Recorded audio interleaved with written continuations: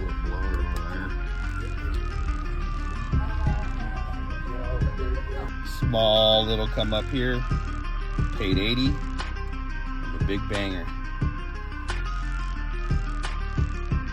But yeah, Kirby Battle Royale is sealed. Never opened. Wise. World of Final Fantasy. I don't even want to try to explain that one. Demon Gaze 2. Yeah.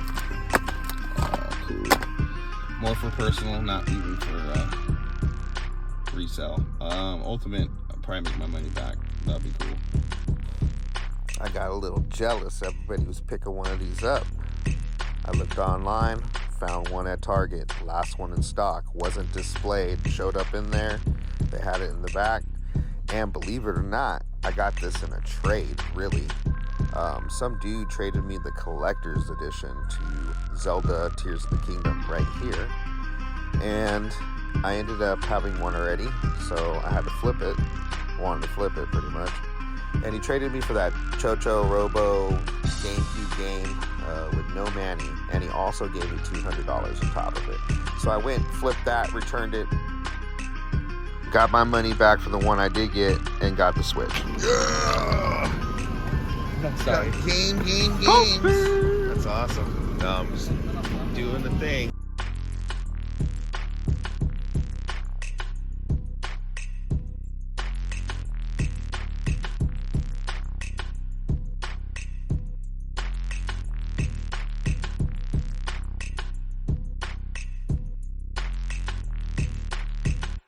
Shout out to Crazy Flow for the beats. And yeah, as you can see, this is a farmer's market, guys. Check your local farmer's market. They might have video game vendors and they might take trades like this guy does. But yeah, some good selections. I ended up picking up a Switch game and a Wii U game from this location. You'll see right here, but check this out. Got that little rose here. I actually found this disc alone for $1. Oh, wow. Yep. I ended up selling it for like $400. But look at all this nice little cool little things, man. Very awesome. Very cool. Got that little rose right there.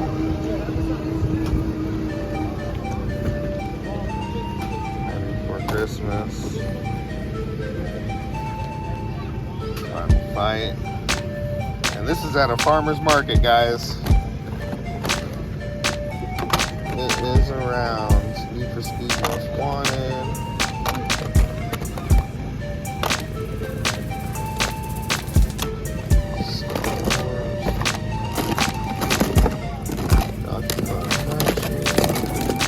Never know, I can find something.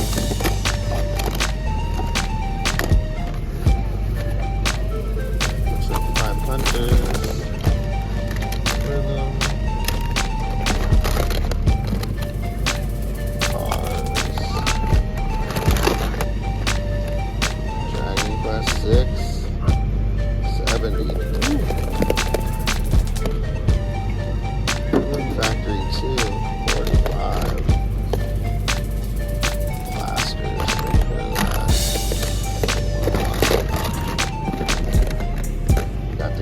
Player in there. Straight trade. Green. Fatal frame. Okay, you have the newest Xbox you can sell it? Right there. It's going to be for Jack Cognac right there. Much respect, man. Working on trade for this.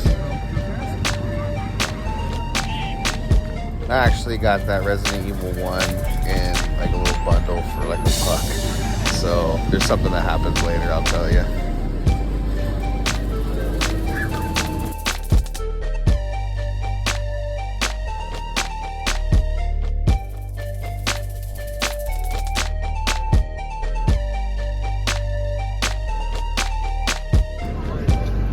Looking at a trade for Resident Evil, Fatal Frame, Castlevania 4, or Shop-a-la-ma-la, whatever that game's called. Was it Shantae? Shantae. What is it? Genie Heroes. 1 and 2? Or half? That's what it says on there. I don't know. It's something I don't have for Wii U, you know? I don't got a small bill. So dude got pissed because he messed up. He literally traded me the Resident Evil 3 PS1 for the Lunar Fatal Frame, but he thought it was the Dreamcast one. So he's like, I can't do any more trades with you right now. I was like, damn, whatever, because he wanted to trade for something else, but all good, score on me, right? Now I really like the look of this. I also like the Pokemon dock one, the OLED, and I also like the Splatoon Joy-Cons, limited edition one. Those are pretty awesome, but I don't know. This one I think is the best limited edition OLED console. And that dock is awesome. Look how nice it looks. Beautiful. Stay tuned. This is just a little break.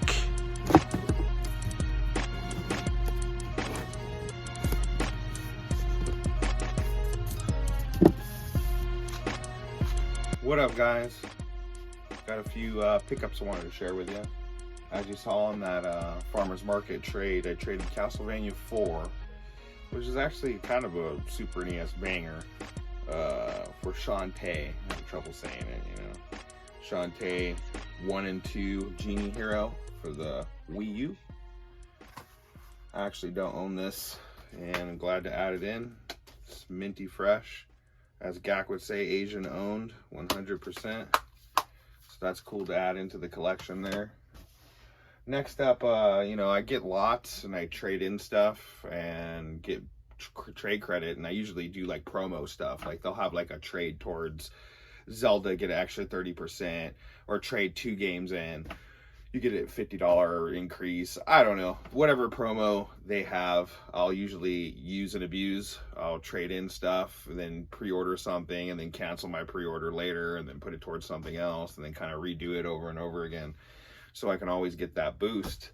So I had a few games that I ended up getting paid for free. I still have the lots. I haven't sold them yet. Things have been kind of slow, but like I said, I'm still gonna profit. So basically it's just adding stuff in for free. I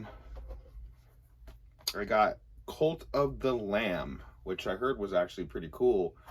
Kind of looks like a what is it called, Death's Door type of deal. Pretty cool there. Got a little insert artwork, pretty nice. Cult of Lamb, what is it called? Devolver Studios Master Monster.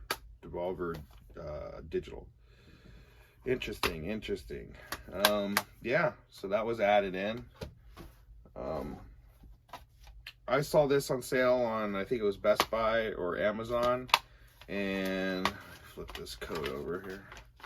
It was $19.99, and I've never heard of this, seen this. It's a Ubisoft game. It kind of looks like they're taking Assassin's Creed 4 and making it kind of like a strategy type of game. Build your own empire, enjoy a unique city builder experience, design your winning strategy.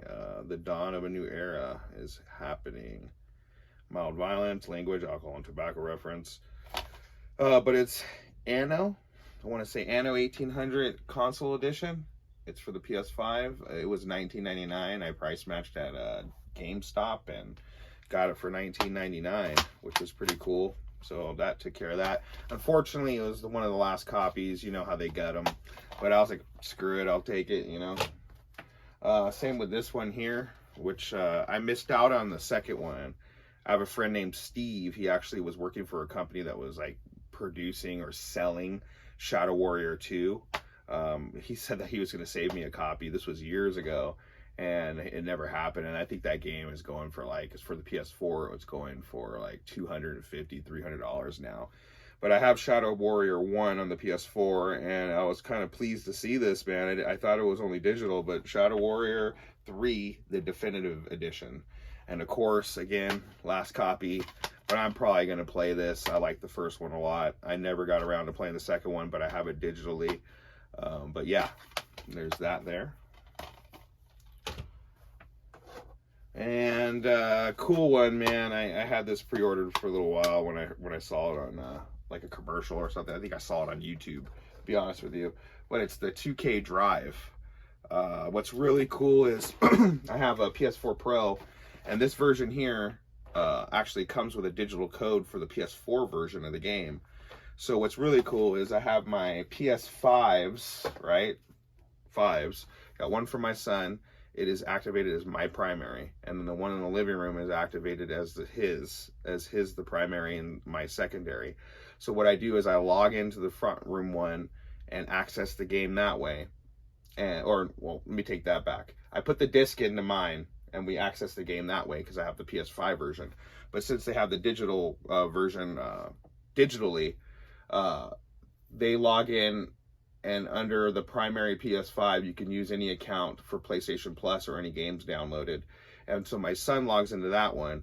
And what a lot of people don't know is if you have a PS4 Pro and you have that as your primary, you can also log into that one, and any user can log into that one as well. So I have my youngest racing in the bedroom in his room with the PS4 Pro. I have my son racing inside his game room with his PS5, but a PS4 version digitally. And then I'm rocking the PS5 version, and we're all playing together. It's pretty cool, crashing into each other and stuff like that. It has like elements of like Twisted Metal and Mario Kart and open world, like The Crew, which I think is pretty cool, man. But yeah, that's the 2K drive. Lego 2K drive. It's actually in the system right now. This cool thing actually came with a little, it's like a little Lego car thing. I'm not gonna open it. It's gonna stay in there. I already opened the game, you know, so yeah, I just had to pop it in, man. I just thought it was unique and cool, so very cool to add that to the collection, and for the easy gamers to kind of play around with a racing game all together. That was awesome. And then the next two, so I got the complete set to the VR2 on PS5. There's only 4 games. That's why I'm saying that, little cheater there. But yeah, that's the only time I'll probably ever own a complete set of anything. I'm not even close on the Wii U. I got a lot of games to go. And PS4 is still coming out with stuff, and PS5. It's like, to me, it's impossible because I'm always current. You know, I'm trying to be the current gen collector, you know. But I ended up getting the 2 other games that were available on the PSVR. Song in the Smoke. That was on sale for $29.99. It just came out too. It was like $39.99. It was either $29.99 and it went on sale for $24 or something like that. I don't have the receipt, but it was $10 less than what it launched at, and it launched at like a week before it went on sale. Like, it's crazy. So games drop pretty quick. Song in the Smoke, Rekindled. It's like it's a survival adventure game, I guess. Kind of like I would say, what is that, Green Hell or something like that. I don't know. It looks pretty cool. Hey, it's something to add in. I have a lot of digital VR games right now, and I'm sure a couple of them are upgradable and stuff. So I don't know if I'll open that or not. I love it when that happens, right? I was watching, was it Metal Jesus or somebody was like, yeah, you push up in the top right corner and it will lock in once you kind of set it in there. You gotta set it in there. Then you, oh no, I hate when that happens, man.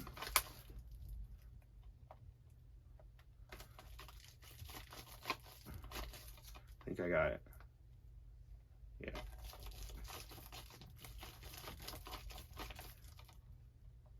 All right. And then Sith Riders Remastered Edition, I think it is.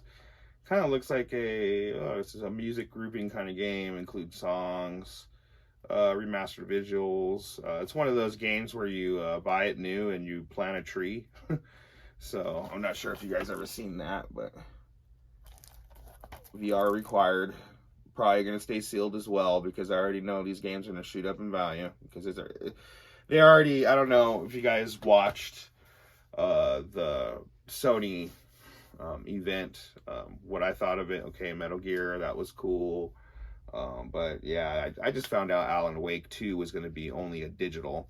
So people are already like putting pre-orders down at GameStop, but all you're going to get is a digital code. You're not going to get no physical items at all. So yeah, it's starting to happen. We're in the horizon of digital gaming, especially with Remedy saying that they're not going to really make physical games anymore.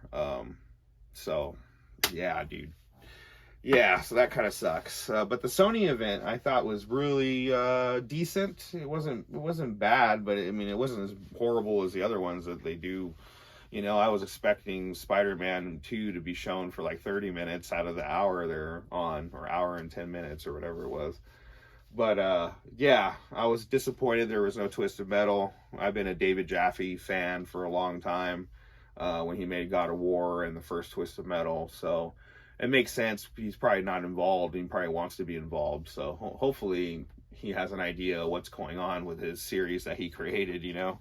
But Twisted Metal is a great series, man. And I'm looking forward to the show, even though Anthony Mackie's in it. He did okay jobs in some of his other art, or his other art form of work.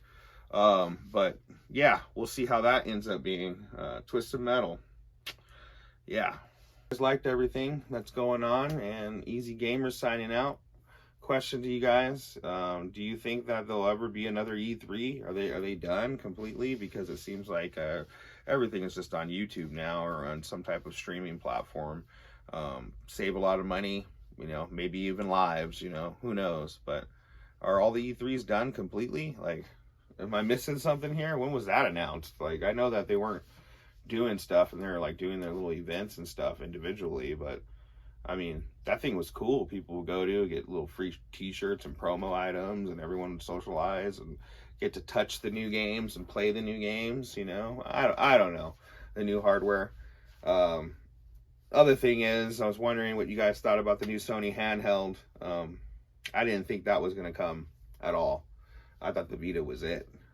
But yeah, it looks like a little Switch with like the GameCube Switch controller, Joy-Cons, or whatever you call it, but with the DualSense 5.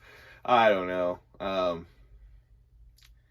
I think, I don't know, it could be a good idea if it's able to do things that I want it to do, but most likely it's probably just going to do what Sony wants it to do, you know, which is just pretty much stream. And you could do that with your phone and a backbone already, you know, so I don't see the point. I'm hoping that there's a memory card slot in it so you can at least download games to your PlayStation Q or whatever it's called. That would be cool to have them natively, you know, on the hard drive on a little chip or something. But obviously it's not going to be no video game slot in it. It's probably just going to be the screen, and it's just going to be able to stream using Wi-Fi, which I don't know, man. I don't know. Hopefully it's only $200, no more than that, because if it's more than that, man, you got to think, to get the whole set for the PS5, you're spending $500. Let's just round up to like $550, right? $550 plus $550 for the VR, which is another, what, $600? That's $1,100 right there. $1,100. Then the handheld, which is whatever it's going to be priced. You're already spending over $1,000 to have the complete, full experience of the PlayStation 5, which is, I don't know. I feel like Sony's kind of robbing people this time around, but we'll see. And then I do expect another Switch to be announced pretty soon. And yeah, who knows? I just got that Legend of Zelda Limited Edition console, and usually when they make stuff like that, also Legend of Zelda only comes out at the beginning of the life cycle and at the end of the life cycle. So I'm thinking that there is going to be a Switch 2 announcement really soon, as well as maybe a limited edition system.